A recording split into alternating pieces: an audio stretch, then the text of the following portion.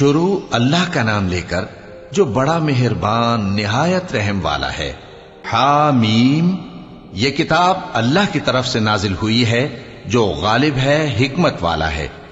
ہم نے آسمانوں اور زمین کو اور جو کچھ ان دونوں میں ہے حکمت سے اور ایک وقت مقرر تک کے لیے پیدا کیا ہے، اور کافروں کو جس چیز سے خبردار کیا جاتا ہے اس سے وہ منہ پھیر لیتے ہیں۔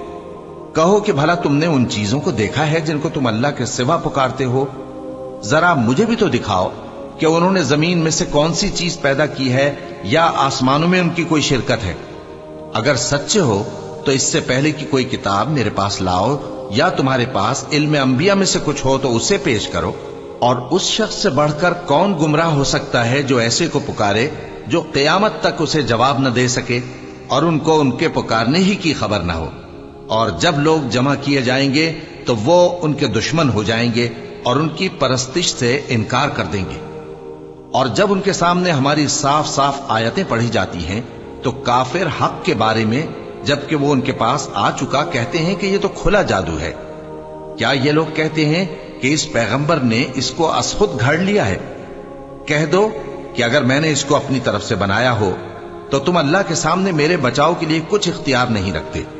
وہ اس گفتگو کو خوب جانتا ہے جو تم اس کے بارے میں کرتے ہو، وہی میرے اور تمہارے درمیان گواہ کافی ہے، اور وہی تو ہے بڑا بخشنے والا مہربان۔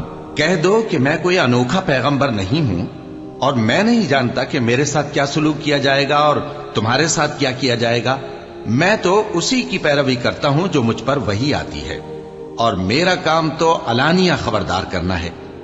کہو کہ بھلا دیکھو تو اگر یہ قرآن اللہ کی طرف سے ہو اور تم نے اس سے انکار کیا، اور بنی اسرائیل میں سے ایک گواہ اسی طرح کی ایک کتاب کی گواہی دے چکا اور ایمان لے آیا، اور تم نے سرکشی کی، تو تمہارے ظالم ہونے میں کیا شک ہے؟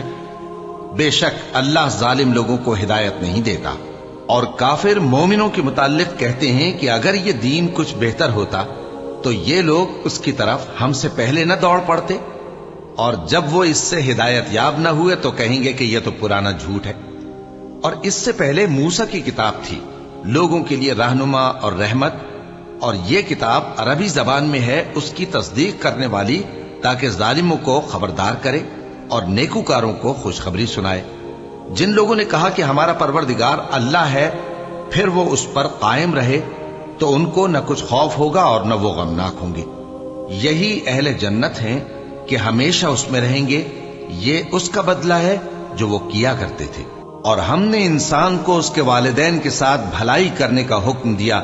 اس کی ماں نے اس کو تکلیف سے پیٹ میں رکھا اور تکلیف ہی سے جنا، اور اس کا پیٹ میں رہنا اور دودھ چھڑانا 2.5 برس میں ہوتا ہے، یہاں تک کہ جب وہ پختہ عمر کو پہنچ جاتا ہے اور 40 برس کا ہو جاتا ہے تو کہتا ہے کہ اے میرے پروردگار، مجھے توفیق دے کہ تو نے جو احسان مجھ پر اور میرے ماں باپ پر کیے ہیں ان کا شکر گزار بنوں، اور یہ کہ نیک عمل کروں جن کو تو پسند کرے، اور میرے لیے میری اولاد کو نیک بنا دے۔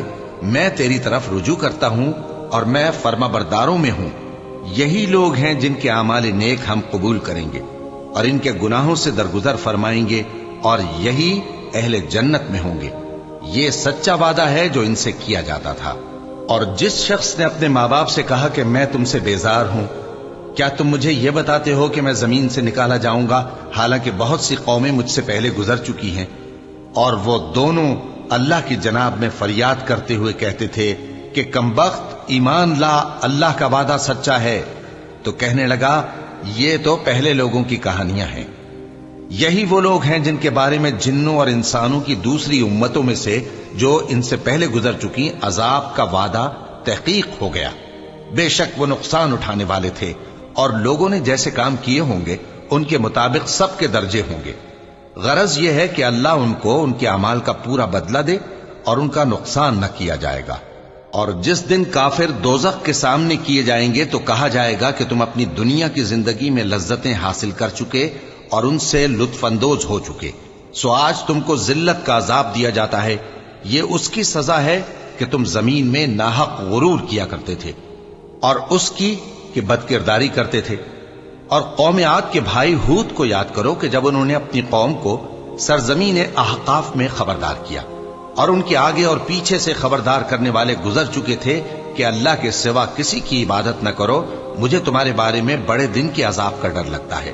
کہنے لگے کیا تم ہمارے پاس اس لیے آئے ہو کہ ہم کو ہمارے معبودوں سے پھیر دو؟ اگر سچے ہو تو جس چیز سے ہمیں ڈراتے ہو اسے ہم پر لے آؤ۔ پیغمبر نے کہا کہ اس کا علم تو اللہ ہی کو ہے، اور میں تو جو احکام دے کر بھیجا گیا ہوں وہ تمہیں پہنچا رہا ہوں، لیکن میں دیکھتا ہوں کہ تم لوگ نادانی میں پھنس رہے ہو۔ پھر جب انہوں نے اس عذاب کو دیکھا کہ بادل کی صورت میں ان کے میدانوں کی طرف آ رہا ہے تو کہنے لگے یہ تو بادل ہے جو ہم پر برس کر رہے گا۔ نہیں، بلکہ یہ وہ چیز ہے جس کے لیے تم جلدی کرتے تھے، یعنی آندھی، جس میں درد دینے والا عذاب بھرا ہوا ہے، جو ہر چیز کو اپنے پروردگار کے حکم سے تباہ کیے دیتی تھی۔ آخر وہ ایسے ہو گئے کہ ان کے گھروں کے سوا وہاں کچھ نظر نہیں آتا تھا۔ گناہگار لوگوں کو ہم اسی طرح سزا دیا کرتے ہیں، اور ہم نے ان کو ایسا اقتدار دیا تھا جو تم لوگوں کو نہیں دیا، اور انہیں کان اور آنکھیں اور دل دیے تھے، تو چونکہ وہ اللہ کی آیتوں سے انکار کرتے تھے اس لیے نہ تو ان کے کان ہی ان کے کچھ کام آ سکے اور نہ آنکھیں اور نہ دل، اور جس چیز کا وہ مذاق اڑایا کرتے تھے اسی نے ان کو آ گھیرا۔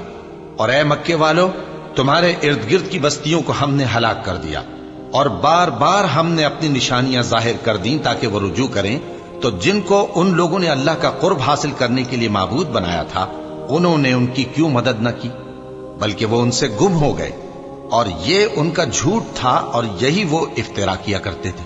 اور وہ وقت قابل ذکر ہے جب ہم نے جنوں میں سے کئی شخص تمہاری طرف متوجہ کیے کہ قرآن سنیں، تو جب وہ اس کو سننے حاضر ہوئے تو آپس میں کہنے لگے کہ خاموش رہو۔ جب پڑھنا ختم ہوا تو وہ اپنی برادری کے لوگوں میں واپس گئے کہ ان کو خبردار کریں۔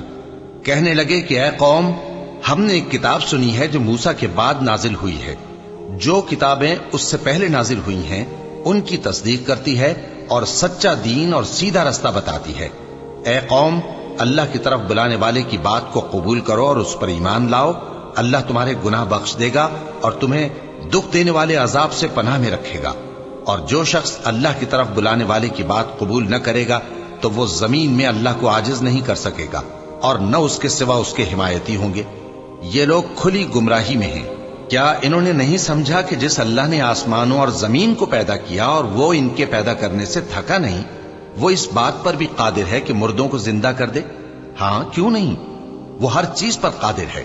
اور جس روز انکار کرنے والے آگ کے سامنے کیے جائیں گے تو ان سے پوچھا جائے گا کیا یہ حق نہیں ہے؟ تو کہیں گے کیوں نہیں، ہمارے پروردگار کی قسم یہ حق ہے۔ اللہ فرمائے گا کہ تم جو دنیا میں کفر کیا کرتے تھے تو اب اس کی وجہ سے عذاب کے مزے چکھو۔